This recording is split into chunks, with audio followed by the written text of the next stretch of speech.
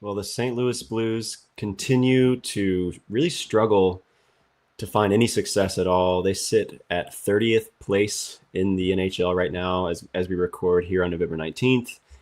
Is there still time to get back in the race, or should they give up on the season as it's getting pretty late, pretty early here in St. Louis? Should they trade away Brayden Schenn, Justin Faulk, and others? What should Doug Armstrong, what should his approach be to the rest of the season? And if he does decide to sell, how should he do it? How should the Blues go about that? We're going to talk about all that and more on this episode of Note News.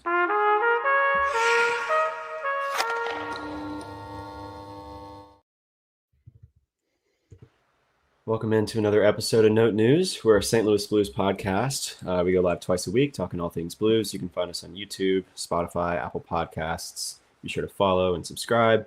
All those platforms, give us ratings and stuff, and then follow us on socials at Note News Pod, Instagram, Twitter, TikTok.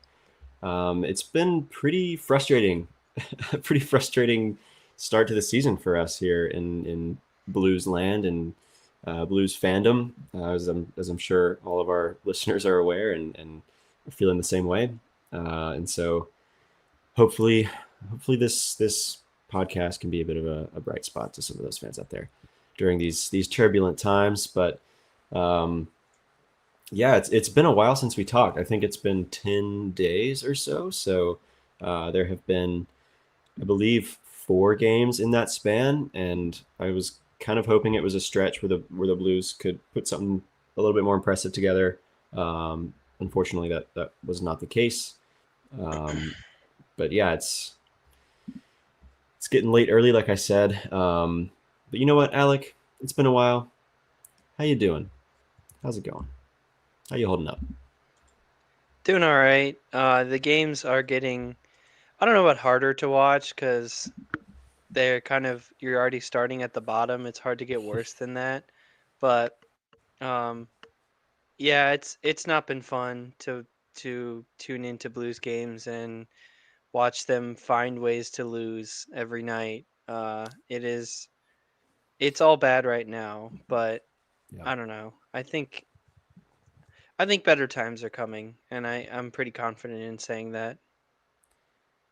Yeah, I mean, I agree. Although keep saying that and it keeps not happening. So it is getting a little bit that little bit harder and harder to believe each each game. Unfortunately, it just feels like each game has its bright spots and maybe a little bit of a reason to believe that maybe they could turn it around and maybe they can, if they keep playing a certain way, then the wins have to come sooner or later.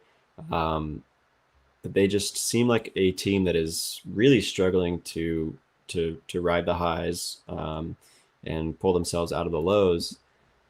I mean, like Calgary, that's a game they should have won, and they did, obviously, and so good on them. The Philly game, I think, is probably the most frustrating game since the last time we talked. I mean, they had two different two-goal Yeah. leads and um, just looked great at times, looked horrible at other times. Super frustrating way to lose. End up going to the shootout. Lost that one 6-5. The Vegas one maybe a little bit less so, less positives to take away from that one. And then there's the Toronto overtime loss that is a bit of a mixed bag. I didn't get to watch many of these games, but Alec, what are your thoughts on this stretch and what we're seeing out of the Blues right now? I mean, I think it's just been a tough watch all around. The defense is still not back at all, um, and is I think is the source of all the frustrating issues. Is that the defense has just been so porous and so easy to exploit for other teams. I think no play item or embodies or amplifies that more than the overtime loser last night, which was a highlight reel goal. But the way that the play set up was in 3-on-3 overtime, all three blue skaters were in a puck battle against one Toronto Maple Leaf skater, and they lost the puck battle. And I think that's just emblematic of how the season has been going and the type of hockey that they've been playing. Um, that yeah, it's a lack of just a seeming lack of willingness to get involved in these puck battles and really fight for your teammates the same way they were toward down the stretch last season. That just makes it so hard to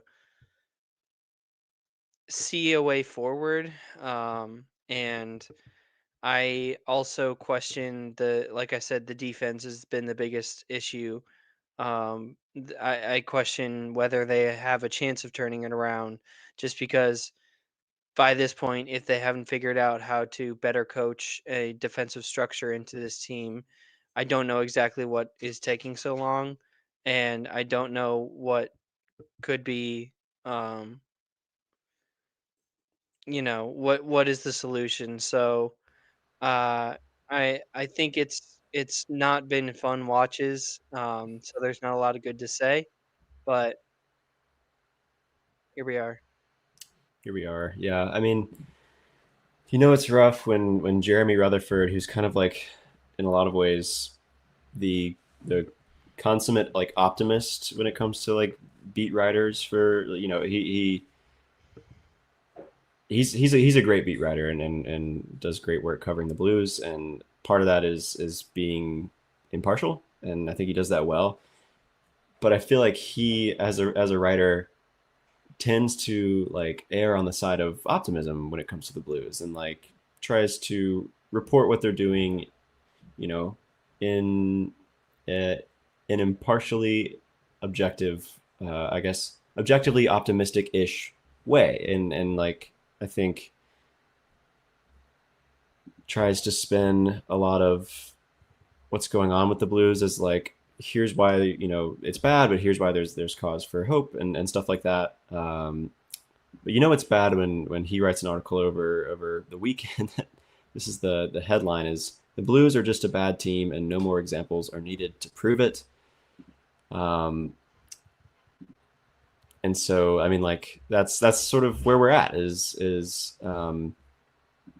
some of the major media members covering the Blues, watching this team every night, are starting to come around to the fact that maybe this team isn't all it was cracked up to be in preseason. And so I think this is a question we should sort of ask ourselves as well. Is they're as we record today, they have 17 points in how many games has it been? Like I don't have it off the top of my head. I think 20 games. 20 games, 17 points.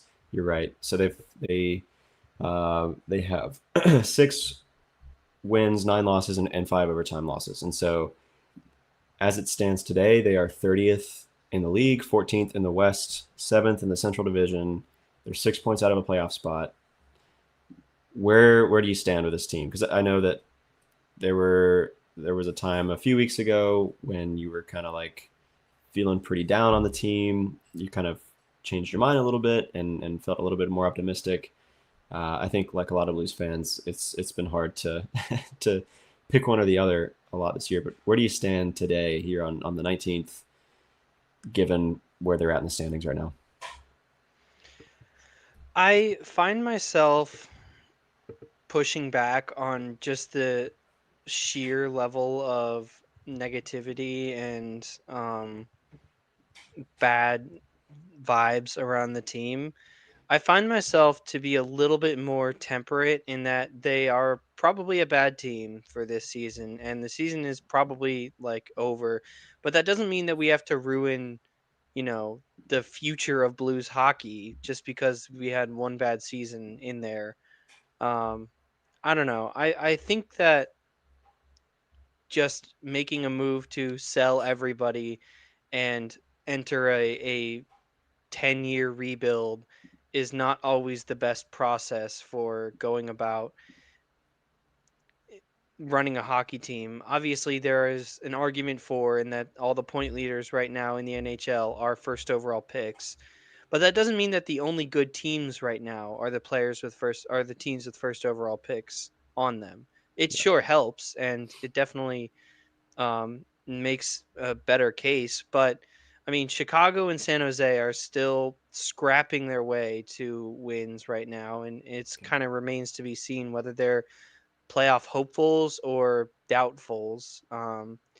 And then Edmonton and Colorado have been running the West for a half a decade now, so they're kind of irrelevant to this example too. So it's not like getting a first overall pick immediately assumes you are going to be this great team that has a fighting chance at a Stanley Cup. There are other ways to build a team. I think the Florida Panthers have perfectly exemplified that. Um, that there are ways to be a really good hockey team and build a really good hockey team. The big question on my mind is because the season seems to be like, I don't want to say the season is over because I don't believe the season is over at all. I actually still think that they do have a fighting chance to make the playoffs, as crazy as I am for saying that. But right now, they are okay. I'll make my case really quick and then I'll Yeah, move on to what yeah, I was saying that'd be great. before. Um, right now they are 6 points or three regulation wins, or I guess three wins of any kind, behind a playoff spot right now. 3 wins away. That's a week of hockey. Now you need other teams to lose, but there are still months and months left of the season. If you don't think that they can't close, or in theory, if you don't think that they couldn't close a 3 game gap, then this team really is like cooked. How we've been watching them play, they absolutely cannot close that 3 game gap. And that's Yeah. where the disconnect lies. But in theory, hypothetically, I don't think the season is over because if they do somehow turn it around, they're only like a, a 4 game win streak away from being back in the playoff hunt, just like that. So um, I'm not like punting on the season personally. I'm still going to be tuning into all these games, watching them, even as painful as it is. Uh, but yeah. So, anyways, so what I was saying before is that I'm thinking a lot more about the long term outlook for this team. And what I'm thinking about is the role that Alex Steen plays in all of this, given that it's Doug Armstrong's last year as GM. And I've been thinking about the product that he's leaving for Alex Steen to work on. Um, and I just wonder, I don't know. I wonder how a new GM in Steen handles a situation like this, just because it's so difficult being in that position where you're taking on a struggling team. But I still don't know that he pushes the blow it up button just because that would set back this franchise over a decade for sure. Um, and that's a really tough decision to make as your first essentially as your first decision as a GM. So I don't see that as the route the Blues are going. If we're being realistic, like I don't see that at all as the way that the Blues will go, and um, I don't think that's the way that they should go either. But definitely, the season is not looking too good, and the team right now is bad. The team is bad. Yeah, I think keeping it with a this season focus for now because I think you make some good points on interesting topics to get into with regards to the long term outlook and how Steam plays into that. But just sort of in terms of this season, I don't dispute in theory, the concept that the Blues could get back into it. But yeah, it's like you said, if they keep looking like this, if it would be one thing if the results aren't coming and they look decent, right, or they look halfway decent and find at least some consistency where they're just kind of in the fight game after game. Um, and maybe you could argue that going 1-1-2 in 4 games is putting up a good fight. But I think it's the way that those overtime losses came that were a little demoralizing. Anyways, I don't disagree that conceptually the Blues should be able to, to get back into the playoff picture. It's an uphill climb for sure. Like you said, it's the gap in terms of points as we stand today is not insurmountable, but to me, what's more concerning and is a bigger issue is just the number of teams. I think there's 6 teams that stand in the way between them and that playoff spot. And so, like, I think that is what's more difficult to overcome rather than the point gap is the number of teams you have to pass to do it, because sitting in between, so Seattle currently holds the the second wild card with 23 points. Moving down the standings from there, it's Utah with 23, Minnesota with 22, Edmonton with 22, San Jose with 21, Vancouver with 20, and then St. Louis with 17. Every team above them is within 3 points. That lead is cut in half for every single team between the Blues and that spot. And so it's looking a lot better for all those teams. Maybe if they were Vancouver, just one spot higher with 20 points, I'd feel more comfortable coming on and saying this is a gap I think they can close. But as we stand today, like I just don't see it. And I really I really like to be an optimist. Like that's sort of the type of sports fan I am, and um, you know you can call me a homer or whatever, but that's just kind of the way I like to enjoy sports. But I remember coming on last season and saying that I thought the Blues were out of it, and they surprised me. So maybe all they need is for me to say that I give up, and so I'll just say that today. I'm going to say, you know what, I'm out. I'm out. I don't see it. I think the Blues missed the playoffs. The season's over. I'll go ahead and say that, hoping that cosmically something will happen. But anyways, like that's the bigger concern for me is just how many teams are between them, and for that matter, like the teams in the wild card spots right now are Chicago and Seattle. Like, do we really think they're going to keep this up? I'm not convinced, and so the Right. teams that can take over those spots. I mean, we're looking at Utah, Minnesota, and Edmonton um, as teams that can claim those spots, and I think Edmonton is one that I mean is going to, right. Like one of those spots is Edmonton's, and if you believe that Anaheim will keep up this pace, they're leading the Pacific. If you think they keep up the pace or at least get a wild card at spot at least, then that's just one spot that the Blues are fighting for at that point. Because I think most other teams currently in a playoff spot, I would argue, are pretty solidly in them. I would say it is pretty much down to these wild card spots. Um, so it's one spot, and there's 5 other teams that could claim that. All of them are looking a lot better than the Blues right now. So that's sort of where I'm at with this team. Any thoughts on that before we sort of pivot to talking what they should do if they kind of break it down and sell? Um, just I don't know. Not Yeah, not I mean, really. You I heard it feel here like first that yeah, I feel like we're past the John point is where out. we can diagnose what's wrong with this team. Like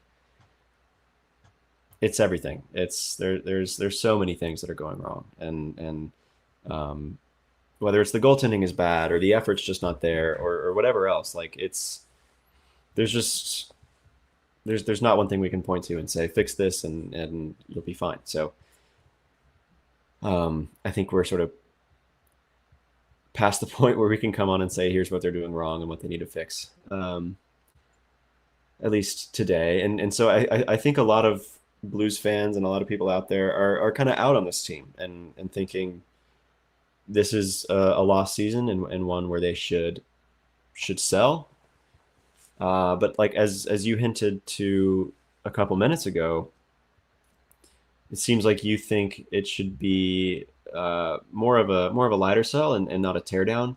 And so I think this is an interesting discussion in that if the Blues sell, how should they approach it, right? And so we can get into some specific player names or strategies like that, but just I guess short pitch, elevator pitch. If the Blues sell, how should they approach it? What do you got in like 30 seconds or so? If the Blues sell, I think that they should be careful, but no piece should be entirely untouchable. And Mm, that's that's really saying something. But I think that the way that they should approach it is that they need to listen to the best offer and find one or two or three, a handful of trades that recoup assets for the future, without entirely sacrificing your future at the same time. mhm. Yeah, I don't know that I would add much else to that. I think there have been some reports out there that Doug Armstrong is telling teams that the Blues are like open for business. Um, I really wonder the context. If that's a message that he is sending around the league, I would really be interested to hear in what context, because it's really easy to say interpret open for business as like we are breaking this down to the studs. But that just cannot be the way that Doug Armstrong is going about it in his final year, right? Like Yeah. I think Blues fans are kind of kidding themselves, to be honest, if they expect that to happen. It's just not. Um, Now, you might disagree and say that it should. I don't think either of us hold that opinion, it doesn't sound like. And so I think the open for business is more like, yeah, maybe, it's obviously time to switch something up. And so open for business in the sense that let's see what's out there and maybe it's like you said, maybe no one is 100% untouchable. That doesn't mean that everyone's gone. And so yeah, it sounds like we agree there because I think we should probably make the pitch for why um, a full blown rebuild is a bad idea.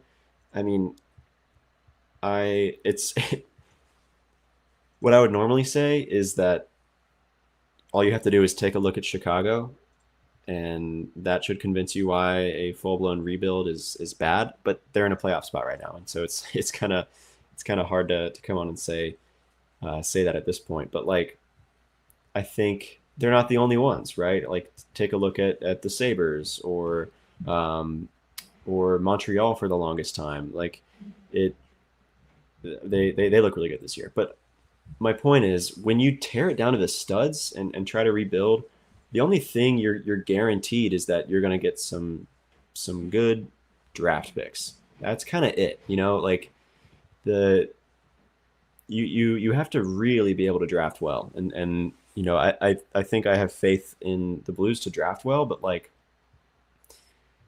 you're not guaranteed to make your way out of that. Like it's so hard to do, and so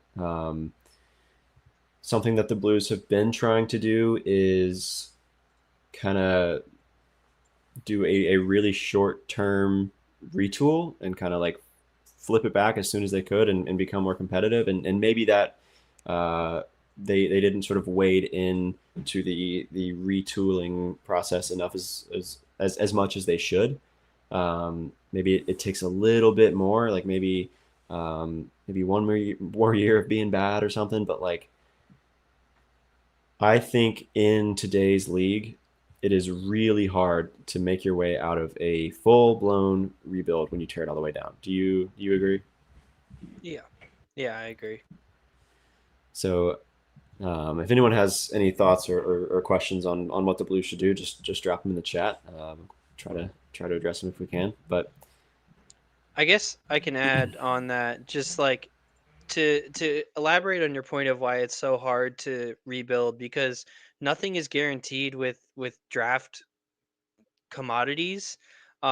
Especially like if you're getting multiple first round picks, the first 5 players, maybe depending on the draft, um in it the first like depending on the draft, we'll call it 2 to 5 players are really like blue chip, have to have a talent, and at most you can get one of those. Okay, and then you're picking outside. You If you have multiple first round picks in a year, you can then leverage those either for future first round picks and try and pick multiple years in a row in that 2 to 5 range, which you could probably do one more time. So you'd have two players to build around, which is pretty decent, but you'd have to draft pretty well. And that's costing you a lot of your draft capital just to move up in that spot in this theoretical example. Furthermore, to then be drafting outside of the top 10, where you're most likely getting, trading away your players to good teams, getting first round picks in the back half of the first round. At that point, you're picking in the range where the Blues already would be picking. You're just getting more dart throws to make. And maybe you get a guy like a Jimmy Snuggerud, who's a seemingly a draft hit and working out really well. Maybe you get a guy like a Zach Bolduc, who's a decent player, good for what he is. And for those who haven't checked in on Zach Bolduc since he had like such a hot start, he has like 0 points in his last like 9 games and is settling in on their third line as a third liner. So just your I don't know, monthly Zach Bolduc report, I guess. Um, but those are like the high end outcomes. The median outcome is that you get a um like a Justin Falk or a P.O. Joseph, who were first round picks. I believe Justin Falk was a first round pick, though I'm not sure about that. Um but the median end is that you get these promising guys with all the tools who don't seem to fit it all together, and then you're stuck in this cycle and you're still bad. And that as a franchise just gets hard to build a winning culture around, where you can attract um like where you can attract sorry, my train of thought trailed off. Where you can attract free agents and trade candidates. To have a winning culture, you have to be winning for one. So to tear it down all the way, I think would really betray a lot of goodwill that the Blues have built up over the years as a destination that players can be willing to go to. I'm not saying it's the number one location players want to go to, but there's reasons to want to sign in St. Louis. Um, and I I think that the Blues have already proven that they're good enough at finding talent in the range that they're drafting to get supplementary pieces. The only way that they would be able to find that superstar piece is to get a first overall pick level. And unless it happens this year, um, then we're talking about a long term rebuild. And so to wrap all this up, I guess just the reason that I think it's not a I think it's so hard to rebuild and fully tear it down is because the nothing is guaranteed with draft picks. You're only getting lottery tickets, you're getting dart throws, but there's never a guarantee that you'll win the lottery versus even if you do win the quote unquote the draft lottery and pick first overall, there have been first overall busts or there have been first overall misses that you would rather have back, that have ultimately like catapulted franchises to new heights or new lows, um, based on where they were picking. So it can just mess with your timeline so much, and there's no guarantee that you are going to get like a true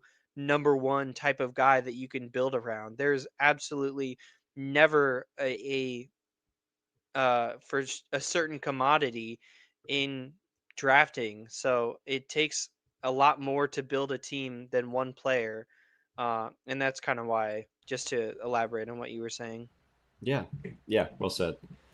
Um, I think it's just too big a risk, and in a market like St. Louis, I just don't see it happening. Okay, so we sort of established the route that we think they should go. Right, we want them maybe to do sort of more of like a retooled type sell. Right, um, maybe sell off some expiring contracts and older players. Or I guess let's sort of get into that conversation now. So. Um, you said you don't think anyone is untouchable, right? So Do you think anyone is close to untouchable? Because If it were I have a me, if it were me, I wouldn't okay. have anyone be untouchable. I see. I see. Interesting. Why not? Um, because I think you can get some really ludicrous packages for, players like a Thomas or a Snuggerud. I mean, there's no secret about what I'm talking about, who I'm talking about here. Um, so I mean, I think that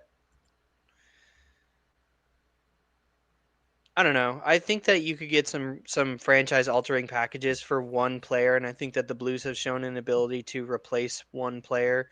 If you trade away Thomas, you've got Dvorsky, and I'm not saying they're one-to-one comparisons, but I think there's some similarities there that can recoup value plus what you'd be getting back. If you trade away Snuggerud, you've got Carbonneau. If you trade away who else? Holloway, you've got Neighbors, and vice versa. And again, these aren't all comparable players, but I think that they have similar-ish value to where I would Hmm. be at least listening to everything. Do you think anyone is close to untouchable? I guess because Sure. I take a look at the roster. I no surprise at the top of my untouchable list is Philip Broberg, just because guys like that don't grow on trees, and I think he's young enough and proven enough that if they can keep him around, he can still be productive for a long time. So I would put him on the list. I would probably put Snuggerud and Dvorsky on an untouchable list, um, but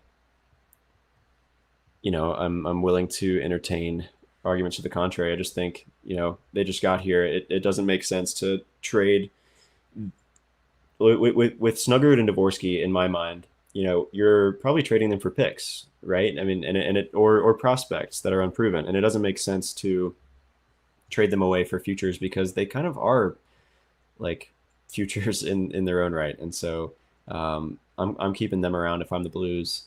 Um, I mean, Robert Thomas, like probably untouchable, I would say. Um, and I could probably make a case for both goalies to be untouchable. Like, you know, maybe you trade one of them if the package is good enough, but like goaltending is so hard to find in the league right now. It's just like it's not a guarantee. And look, I'm not pretending like either of these guys have been good this year. Um, Right. That's the but thing. they've been horrible. They have been two of the worst goalies in the league this year. Like there's no sugarcoating it. I don't want to come on here and say otherwise. I will say I don't think they've both become horrible goalies overnight. I think that they could have much better seasons as soon as next year. And I if you trade away, let's just sort of say like one or the other, right? If you trade away Bennington, I'm not so sure Hofer is proven enough to be the full time guy. And then who backs him up? I don't really feel that crazy about any goalie now that Colton Ellis is in Buffalo. I don't really feel that great about any goalie in the system, even to be a backup. And so it's not great. And for that same reason, why would you trade Hofer away? He may not be proven, but he can be an NHL goalie, and I think if he wasn't in St. Louis, he could be a starter on a lot of teams. Um, so goaltending is so hard to find. I mean, look at how many teams it tanks. Like look at the Oilers with like what Stuart Skinner, Calvin Pickard. Like it's a horrible tandem, and they've found success despite that, but no cup yet, right? Like it's a big issue for them. You look around the league at like how long the Devils have been looking for a goalie. They got Markstrom. It still hasn't quite worked out. Linus Ullmark, like the Sens, it seemed like they finally got their guy in Linus Ullmark. Now he looks like a shadow of his former self, um, and it's not looking great. And I don't know, like there are so many teams out there that just goalies are the issue. There are not like there are not enough goalies out there, and so um, why trade away two guys who, in most seasons, I think you have faith that they're going to be better than this, and so if you are kind of like punting on the season and selling pieces, I don't really. And if your goal is to become competitive again within a couple of years or something, I don't see how trading away the goalies like really accomplishes that. I think it sets you back. Um, it sets you back more than than trading any other single player away would. And so, um, yeah, I mean, it's really easy to tear it down. It's really easy to sell the goalies and recoup some draft picks, but like it is so hard to build it back up. And I think if you trade away um, your the best goalie in franchise history, it's um,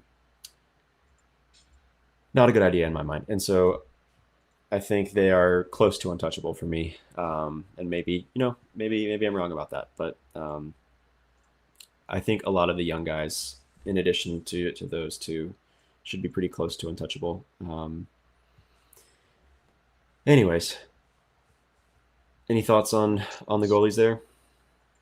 Yeah, I mean that makes sense. I don't think they trade Benner just because he's like their guy. I know he's been really awful this year, but he really is like the face of the St. Louis Blues, and he's so important to all that they do on and off the ice. So I would be pretty shocked if they traded Benner. I don't see it as much with Hofer. I think Hofer it could be on the move. Um, and they could do the regular backup goalie thing and just like look off the scrap heap for a John Gibson or something. Yeah, but he's bad too. He's not been good this year either, and I know because I have him on my fantasy team. Yeah, but I mean if the argument is you're retooling, you're not trying to get better. Well, right, but like, why? I guess I don't think that like they're going to be much worse without Hofer and Benner right now. Like they've been pretty bad this year. Um, I don't know. I guess I just have it in my mind that Benner will play out his contract and then Hofer will look ready to take over. Hmm. Um, That would be nice. anyways, do you want to talk about who should be on the chopping block if the Blues do decide to sell? Yeah, I think let's get there.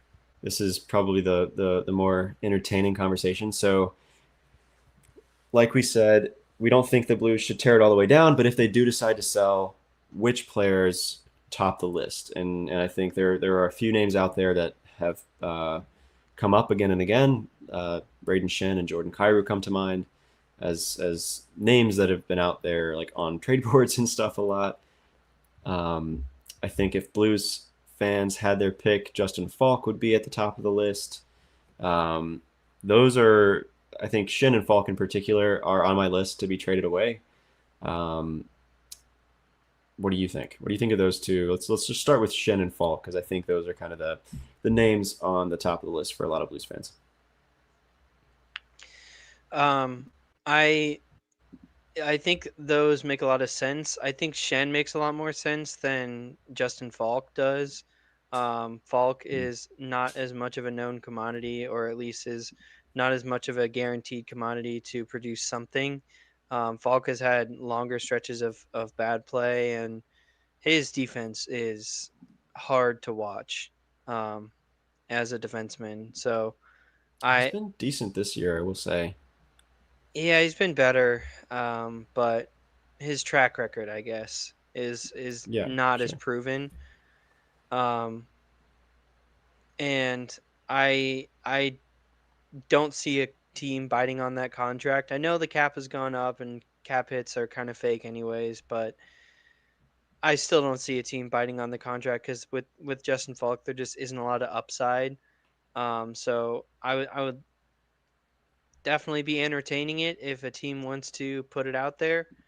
But Brayden Schenn, I think, has a lot more buzz, and I think we've already seen that just last year. I mean, he was like the hottest name on the trade block. It felt like for a while. Yeah. And I could just list out all the reasons that everyone was listing out last year. He's a proven winner because apparently that means something when you're getting traded. Um, he's got grit and he's got heart. Like, I'm laughing because it's ridiculous, but these are real talking points that people used when they talked about why trading for Brayden Schenn would be a good Yeah. idea for your team, because he brings that tone setting physical mentality, and that's actually something tangible, um, that he does do. So, um, yeah, I think Brayden Schenn is a lot more likely. Trading away a captain, it wouldn't be the first time. It wouldn't be the first time in 5 years, which is pretty sad. But I think that I think that Shen has a lot more value, and probably if you eat like 20% of his salary or something, then you could actually get something nice in return, like a second and the fourth, maybe, or maybe a third and a prospect or something. So I would be entertaining more trading away Shen. Yeah, I mean, like you said, he's kind of one of the hottest names out there right now, and um, they listened to offers on him at the trade deadline, and I think he decided he wanted to stay in St. Louis, and so he's got a 15 team no trade, so they could decide to trade him now if they want to, and if one of those other 17 teams bites, then they can choose to do that, and how many years does he have left? I think he's a UFA in 2028, and so I think there's enough term left on that deal that like you could get a decent return. And like you said, he fits the mold of proven commodity, has played in the big games or whatever that hockey people are always after. Like you said, it's can be kind of funny, but so yeah, I mean like the Leafs were one of the teams that were in on Shen at the trade deadline. I'm not so sure what they're going to be doing this year. They have also struggled this season without Mitch Marner and their goaltending taking a step back, and so I don't know that they would be one of the early people in on Shen unless they get it in their head that they can get back into the fight if they just make a couple trades. But um, yeah, I mean, I think I would be interested to see if there are maybe some young teams out there that are playing well and want some grit and some experience on them. Yeah, I'm sort of intrigued to see how this one develops because I do think if they decide to sell, they should probably go ahead and trade Shen. I think um, Robert Thomas is ready to be captain if he sticks around. Maybe, I mean, maybe not. Um, maybe there are some. I don't know. I feel like people talk about character issues with him and Kairu. I don't know. But anyways, that's neither here nor there. I do want to come back to Justin Faulk though because I think that if the Blues are going to trade away this contract and trade away Justin Faulk, like he is the stars have like aligned. I feel like because he's having his best season in a long time. True. He has 4 goals and 6 assists. He has already tied his goal total from last year in 20 games, and so like look, I'm not saying that that's a great goal total necessarily, but what I'm saying is he is. I think, and look, I'm not like a Justin Falk fan or anything, but like I think he looks a lot better on both sides of the puck this year than he has in the past couple. I don't think that's that crazy to say. Um, and so I'm looking out there at some teams and their decors, and I'm thinking that there could be some interested parties. I mean, like I'm not crazy about Seattle's. I think Anaheim has some issues on defense. I think Detroit could be looking to upgrade their decor. Maybe even a Utah, like these sort of some of these younger teams that are sort of up and coming. And look, like Anaheim looks like crazy on offense. And if they ever learn how to play defense, like Lord help us.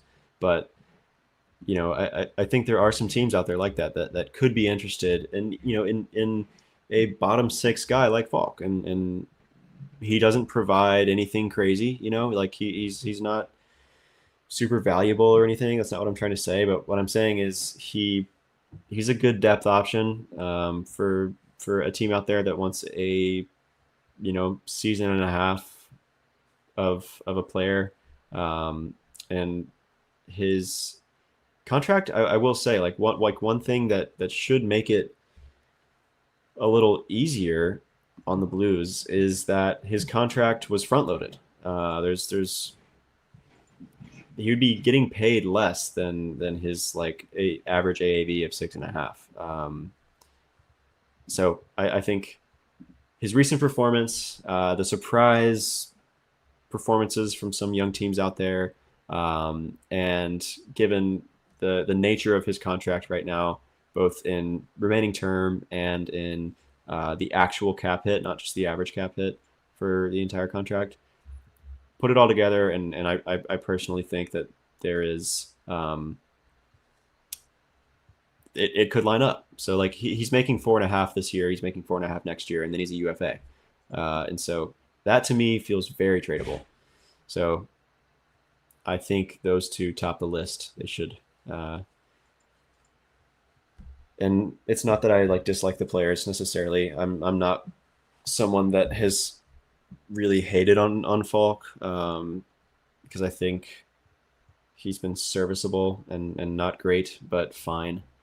Um, but I think, yeah, I think it's probably time to move on from a couple of these guys. Yeah, I agree. I would love to see it if there's a team that could thinks they could swing a Falk reclamation project. Um, I think that's a little bit less likely, but I'm not. It's not out of the question. Yeah, yeah, for sure.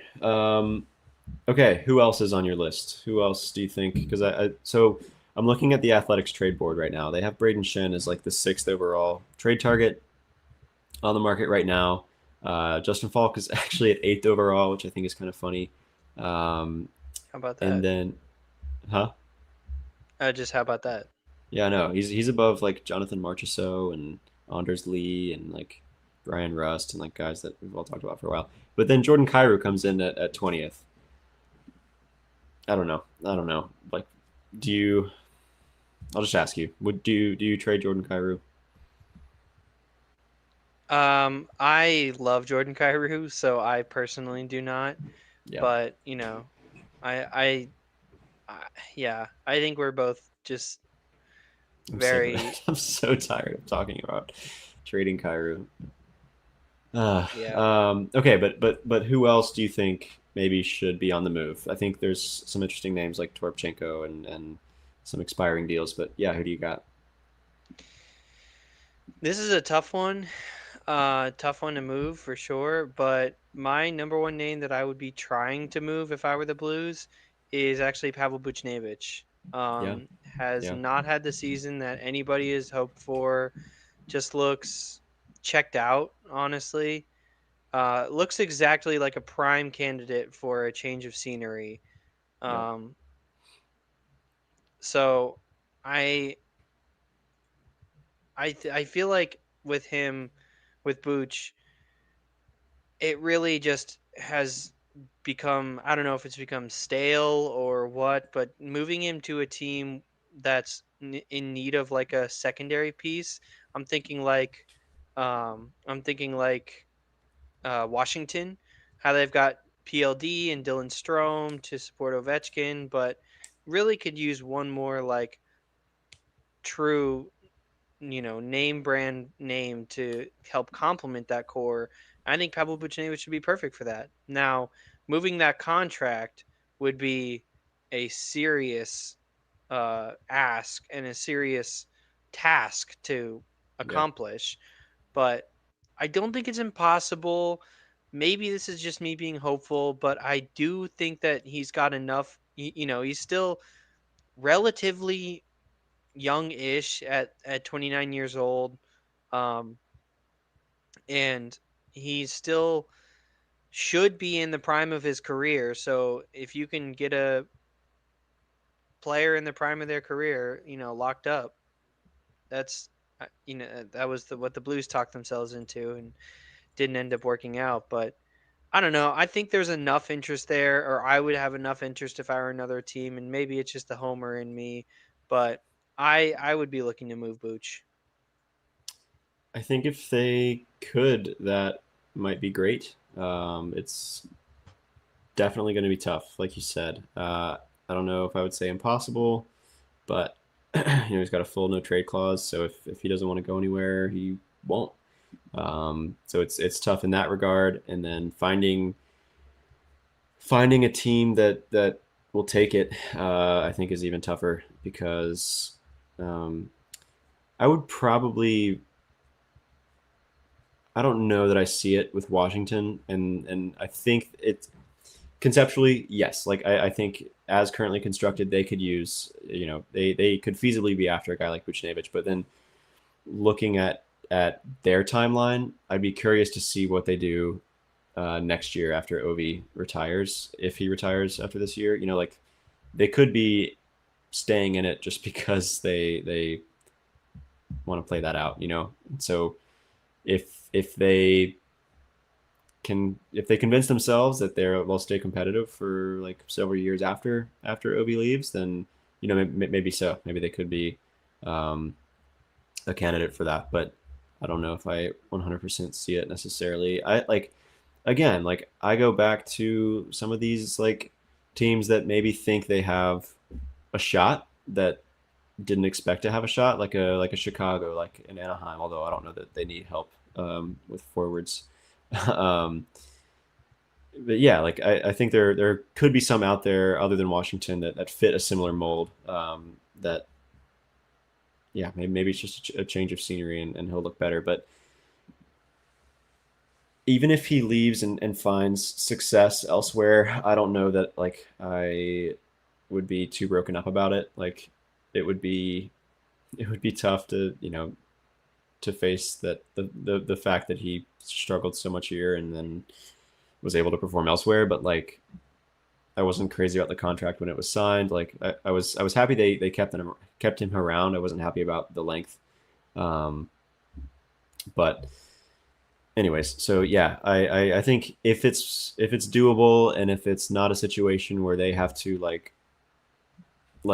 someone in the chat says they would probably let's see, Waterbug 314 says we'd have to pay someone to take Buchnevich. Um, you know, probably so, but Probably, I yeah. would I would see if you can move that contract anyway. Um, I am thinking about, so I'll throw a trio of names out here. These aren't guys that I don't think we need to like have an extended conversation about, but like what about guys like Matthew Joseph, Toropchenko, and Oscar Sundquist? Some of these uh, bottom six type of guys that are all on expiring contracts. What do you do with them? Yeah, in my eyes, that doesn't really move the needle for me. I don't think that really advances the retool at all. That's just kind of a lateral move, like Hmm. trading off a bottom six piece to open up room for guys like Texier or who's the other one in the outs? Nathan Walker. Um, doesn't really do a ton, and Okay. to advance the retool and actually make this team better. I'm more looking at the top of the roster. Yeah. What about well, so I think I know that I think it's Matt or not Matt. I think it's Rob who's usually in the chat, but he is not here today. I think it's him that thinks that Hmm. Torpo will be gone. I could see it. I think similar to Justin Faulk, I think Matthew Joseph is having a good year, and so if they were to trade him away, like this would be a good time, just because he has some heart. He's one of the few right now that feels like he does. Um, what about? I did want to ask specifically about these new guys, the free agents that the Blues brought in, Pius Suter and Nick Bjugstad. What do you do with them? Because I think maybe Nick Bjugstad is one of those bottom sixers who you think doesn't really move the needle. I would say that a center like Pius Suter would. Like there would be a lot of teams out there after a guy like Suter. So what do you do with those two? Yeah, that's a tough one because I really like Suter. I love Uh, yeah, I love Suter. it's a really tough one. Um, I That depends, I think, on the other moves that happen.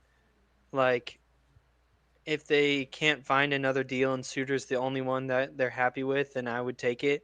But if they've already moved Shen and, you know, Toropchenko, I don't know that a Suter move has to happen also. Yeah. Um, so I think it kind of depends for me.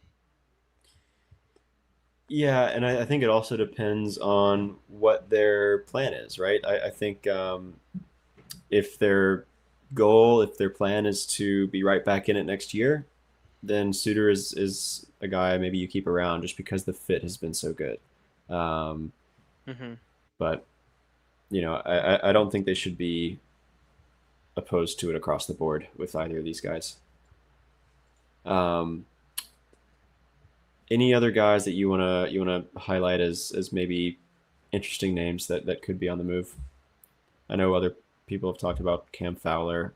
Uh, I just like logistically and given the nature of his contract, I see that one as a tough one to move. But any thoughts on any others?